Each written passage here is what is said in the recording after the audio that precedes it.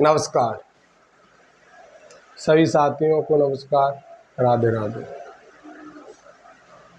एक हमारे आचार्य हैं अनमोल आचार्य। उन्होंने 2 दिन पहले निग्रह आचार्य भगवतानंद जी पर कुछ टिप्पणी की थी अशुद्ध। उन्होंने कहा था कि आपको बोलने का ढंग नहीं है, आप समाज में बैठने के लायक नहीं हैं, आप भद्र आचार्य के ऊपर गलत उपयोग करते हैं, गलत बोलते हैं, जितने विद्वान हैं उनका आदर नहीं करते, आपके माता पिताओं को आपको कुछ सिखाया नहीं है।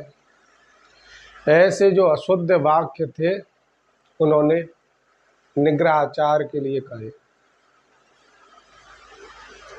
अनमोल जी ने, जो हमारे आचार्य हैं अनमोल जी, ये भी उन्होंने कहा कि हमारा आपसे कोई वैर नहीं है, परंतु आप विद्वानों का विरोध क्यों करते हैं? आपको इतना ढंग नहीं है कि आप बड़े बड़े विद्वानों का विरोध क्यों करते हैं, उनके साथ उनकी सलाह क्यों नहीं बोलते? ये अनमोल जी निग्रह आचार्य के बारे में कह रहे थे और ये भी कह रहे थे कि निग्रह आचार्य जी हमसे मिलना चाहते हैं। तो इन्हें एक बात बताओ, निग्रह आचार्य जी जो संत हैं वो इनसे आकर मिलेंगे, इनसे आकर मिलेंगे, इन पर आकर अध्ययन करेंगे कि हमें भागवत पढ़ना सिखाओ, हमें ज्ञान दो। अनमोल आचार्य हैं वो भगवतानंद जो निग्रह आचार्य हैं उनको पढ़ाएंगे, ज्ञान देंगे कि ये कार्य नहीं करने चाहिए, ऐसा नहीं बोलना चाहिए। अनमोल आचार्य जी से पूछना चाहिए कि आपको कोई ढंग है, आपको कोई ज्ञान है, या व्यास पीठ पर बैठकर भागवत कहने से आप आचार्य बन गए? आपने निग्रह आचार्य को पहचाना है, जाना है वो कौन है और निग्रह आचार्य कैसे बनते हैं? आप तो उन धर्मात्मा मूर्तियों के विषय में बोल रहे हैं जो व्यास मंच पर बैठकर कुछ भी कह दें। भद्रा आचार्य की आप बात कर रहे थे कि भद्रा आचार्य के जो राम भद्रा आचार्य हैं उनके खिलाफ ये बोलते हैं। तो राम भद्रा आचार्य ने जब व्यास पीठ पर बैठकर 24 पाठक उपाध्याय ब्राह्मणों को अशुद्ध ब्राह्मण बताया था, नीच ब्राह्मण बताया था, तो अनमोल जी आप कहाँ थे? आपने भद्राचार्य से तो कहा नहीं था कि आपने यह गलत क्यों बोला? जब आप लोग कुछ नहीं बोलते हैं, कोई बड़ा आचार्य व्यास पीठ से कुछ भी बोल दे तो तुम कुछ नहीं बोलते, उसकी सहानुभूति में लगे रहते हो, उसके साथ बोलने में लगे रहते हो। परंतु जब कोई एक व्यक्ति शास्त्र के विरुद्ध चलने वालों के बारे में कुछ बोलता है तुम उस पर सवाल उठाते हो, यही शास्त्र है। आप लोगों ने किसी ने भी यह नहीं कहा कि व्यास पीठ पर स्त्रियों का बैठने का अधिकार नहीं है। किसी बड़े बड़े आचार्य ने यह कहा है कि व्यास पीठ पर बैठ के स्त्री को भागवत कहने का अधिकार नहीं है। किसी ने मना किया है? किसी ने नहीं मना किया है। और स्त्रियों की भागवत में जाकर नीचे बैठ के सुनते और हो।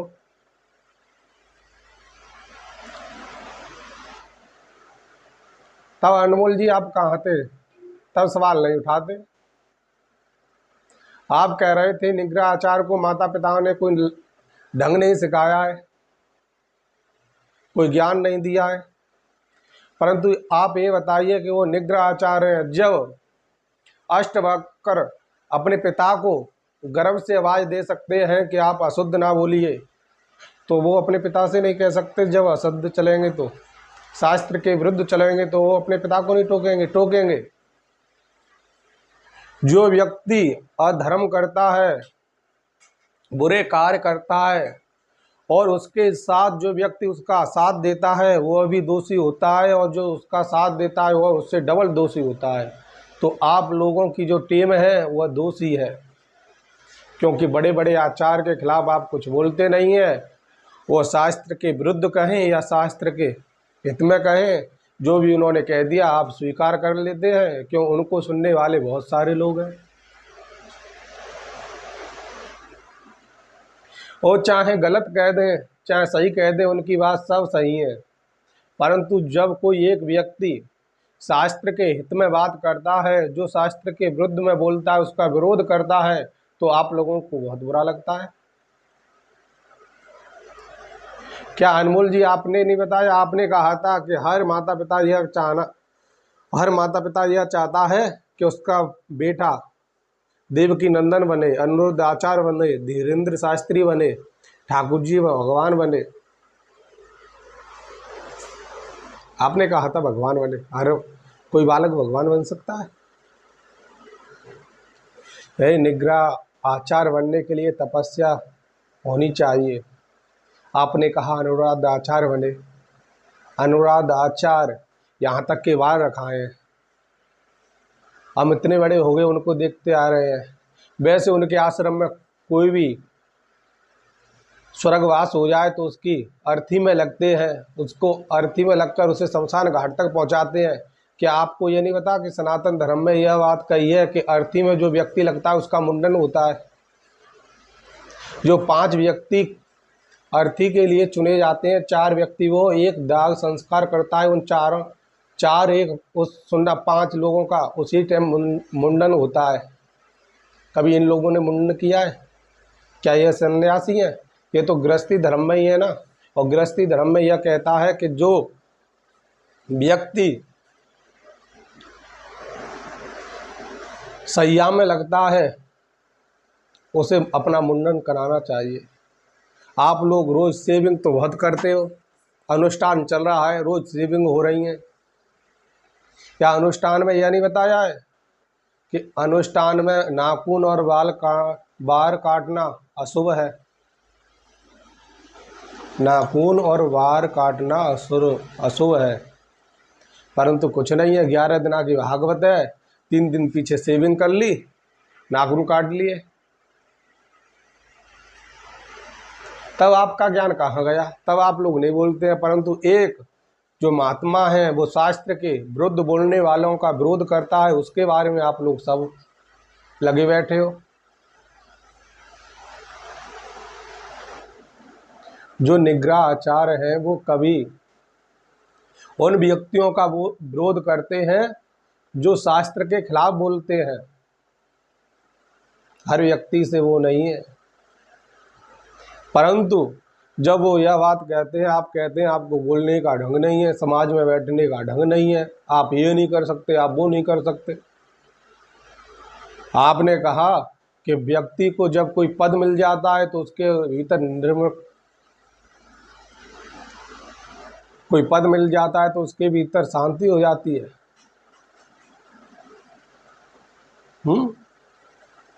या कोई कहने की बात है? निर्मलता आ जाती है, निर्मलता आ जाती है। जब कोई राजा राज सिंहासन पर बैठा है और वो न्याय और अन्याय में भेद नहीं करे तो वो कोई राजा है? न्याय को पहचाने नहीं, अन्याय को पहचाने नहीं, तो वह कोई राजा है? कोई राजा नहीं है। इसी भांति उन्हें कोई पद मिला है और वह शास्त्र के विरुद्ध चलने वालों का विरोध नहीं करेंगे तो उन्हें वह पद मिलने का धिक्कार है। आपने कहा आप रामभद्राचार्य के खिलाफ बोलते हो, तो रामभद्राचार्य स्त्रियों को शिक्षा देते हैं कि आप भागवत वाँचो और हम आपके नीचे बैठकर सुनेंगे। क्या भागवत में आपने पढ़ा नहीं है कि स्त्री को भागवत पढ़ने का कोई आदेश नहीं है?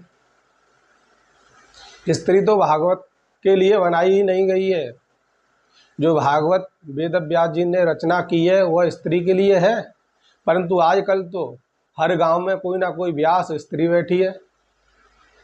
जब एक ब्राह्मण का बच्चा अपनी 12 साल आश्रम में बिताकर आता है, वह सोचता है कि हम आगे चल के आचार्य बनेंगे, भागवत का प्रचार करेंगे, भागवत वाँचेंगे, परंतु वह जब अपने गांव में आता है तो देखता है कि एक स्त्री है, बाबा की संगत की, बाबा ने रामायण की चौपाई याद करा दी और संगीत बजाना सीख गई और उसे व्यास बना दिया और वह भागवत कह रही है। परंतु वह बच्चा 12 साल वृंदावन में बिता कर आया है, आश्रम में बिता के आया, उसका कोई महत्व नहीं है। और उन अनपढ़ लड़कियों को जो रामायण की चौपाइयों को याद कर कर व्यास मंच पर बैठकर गा रही हैं, उन्हें अधिकार है। आपने कभी विरोध किया है इस चीज का कि लड़कियों को व्यास पीठ पर बैठ कर भागवत नहीं कहनी चाहिए? कभी नहीं किया। और दूसरे को शिक्षा देते हो अनमोल जी।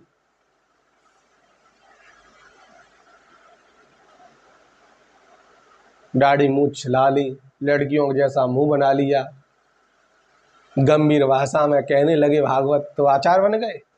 रोने धोने की भागवत सुना दी। कभी आपने ये सुनाया कि राम ने कैसे प्रतिज्ञा की थी? देवता रो रहे हैं, ये वो रो रहा है, भगवान राम जंगल में जा रहे हैं, रो रहे हैं। इन चीजों को आप सुनाते रहते हो।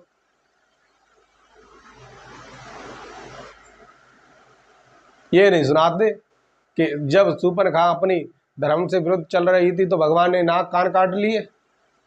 यह सुना दोगे तो स्त्रियों का अपमान हो जाएगा। इस बात को नहीं सुनाते।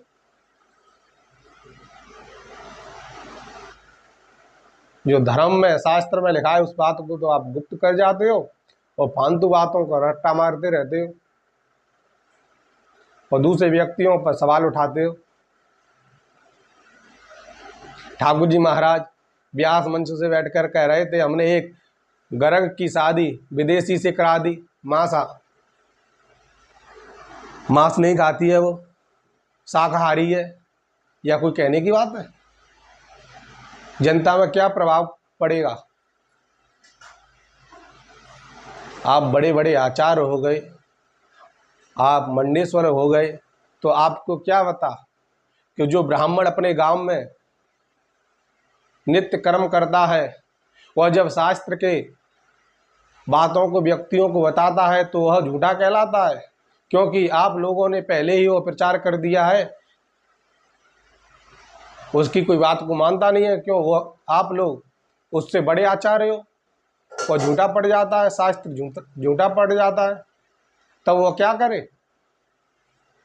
आप तो विरोध करते नहीं किसी का।